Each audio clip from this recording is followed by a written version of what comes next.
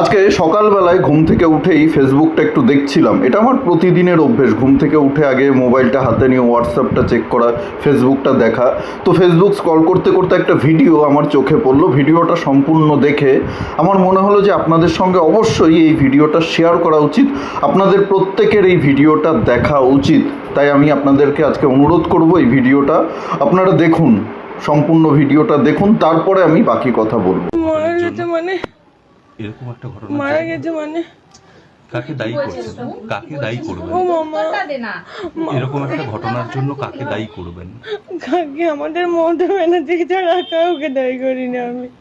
উনি একমাত্র দায়ী। উনিও তো কারো মা, কারো পিসি। ওনার কি মনে হয়নি যে এটা ঠিক নয়? আমার দুটো ছোট ছোট বাচ্চা, আমরা খাবো কি? আমাদের জীবন চলবে কি করে? আমার হাজবেন্ড ছাড়া, আমার হাজবেন্ড তো সুস্থ ছিলেন, ওই মমতা ব্যানার্জি চিনিয়ে নিল, মমতা ব্যানার্জি চিনিয়ে নিল।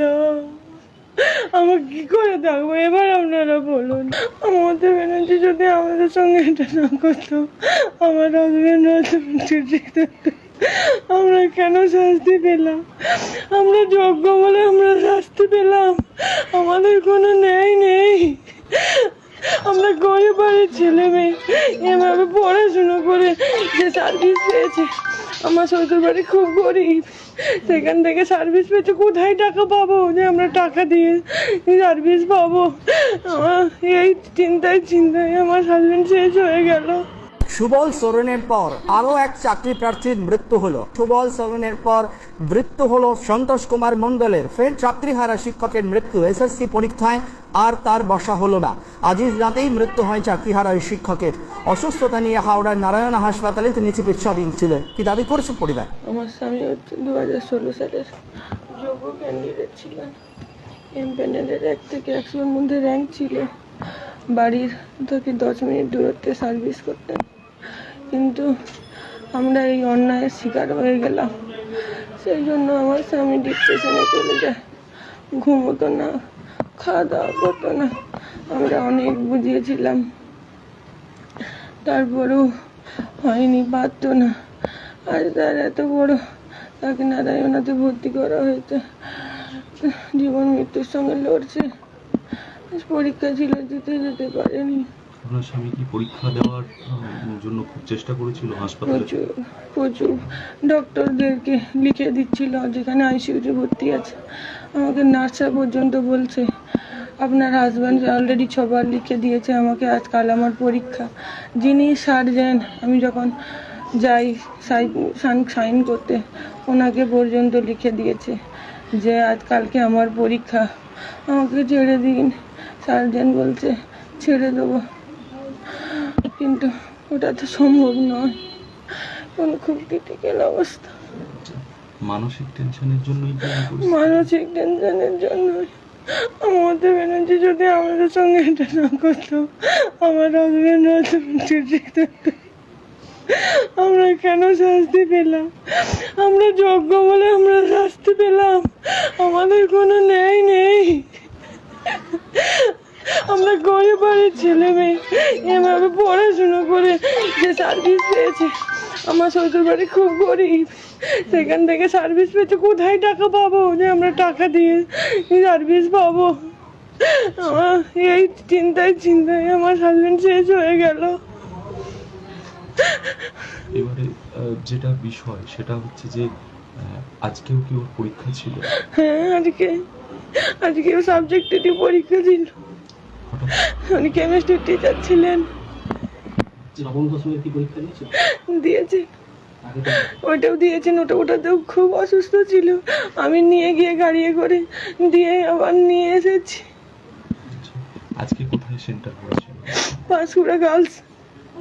সে হঠাৎ করে এক্সপায়ার করে গেছে, মারা গেছে। সেক্ষেত্রে কি কাকে দায়ী করবেন এরকম একটা ঘটনার জন্য? মানে এরকম একটা ঘটনা মারা গেছে মানে কাকে দায়ী করছেন, কাকে দায়ী করবেন? ও মামা, এরকম একটা ঘটনার জন্য কাকে দায়ী করবেন? কাকে? আমাদের মমতা ব্যানার্জি ছাড়া কাউকে দায়ী করি না আমি। উনি একমাত্র দায়ী। উনিও তো কারো মা, কারো পিসি। ওনার কি মনে হয়নি যে এটা ঠিক নয়? যারা অযোগ্য তাদেরকে বেছে সরিয়ে দেওয়া, আর যারা যোগ্য তাদেরকে রেখে দেওয়া। একটা চোরকে ধরতে পারেনি বলে সবাইকে কি করে দেবে? একটা গ্রামে যদি একটা চোর ঢুকে, সেই চোরটাকে কি গ্রাম থেকে না বার করতে পারলে গোটা গ্রামে উনি আগুন লাগিয়ে দেবেন? এটাকে ওনাকে বলতে হবে। উনি কি আগুন লাগিয়ে দেবেন? উনি মুখ্যমন্ত্রী আমাদের দেশে। এরকম একটা হঠাৎ করে আমার দুটো ছোট ছোট বাচ্চা, আমরা খাবো কি? আমাদের জীবন চলবে কি করে? আমার হাজবেন্ড ছাড়া, আমার হাজবেন্ড তো সুস্থ ছিলেন, ওই মমতা ব্যানার্জি চিনিয়ে নিল। মমতা ব্যানার্জি চিনিয়ে নিল। আমরা কি করে থাকবো এবার? আপনারা বলুন। আপনার হাজবেন্ডের কি প্রচুর লোন ছিল? আমার হাজবেন্ডের লোন ছিল, মানে বাড়ি করার জন্য হ্যাঁ loan নিয়ে হ্যাঁ। সেই লোন পরিশোধ করার জন্য কি টানা টিউশন পড়ানোর জন্য চেষ্টা করেছিলেন?